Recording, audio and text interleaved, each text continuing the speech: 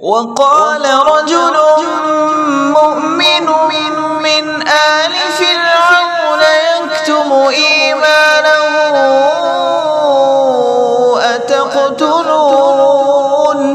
أتقتلون رجلا أن يقول ربي الله وقد جاءكم بالبينات من ربكم وإن يك كاذبا فعليه كذبه وإن يك صادقا يصبكم بعض الذي يعدكم إن الله لا يهدي من هو مسرف كذاب.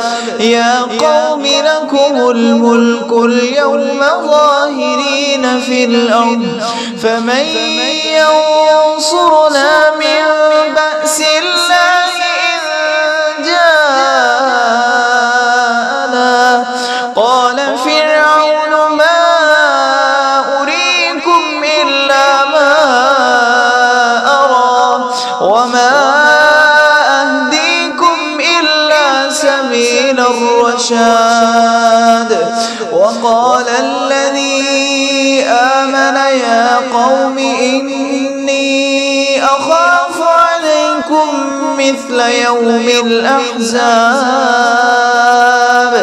مثل دأب قوم نوح وعاد وثمود والذين من بعدهم وما الله يريد ظلما للعباد.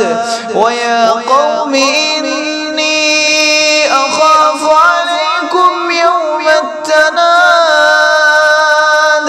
يوم تولون مدبرين ما لكم من الله من عاصم ومن يضلل الله فما له من هاد. ولقد جاءكم يوسف من قبل بالبينات فما زلتم في شك مما جاءكم به حتى إذا هلك قلتم لن يبعث الله من بعده رسولا كذلك يضل الله من هو مسرف مرتاب. الذين يجادلون في آيات الله بغير سلطان أتاهم كبر مقتا عند الله وعند الذين آمنوا كذلك يطبع الله على كل قلب متكبر جبار. وقال فرعون يا هامان ابن لي صرحا لعلي أبلغ أسباب السماوات فأطلع إلى إله موسى وإني لأظنه كاذبا.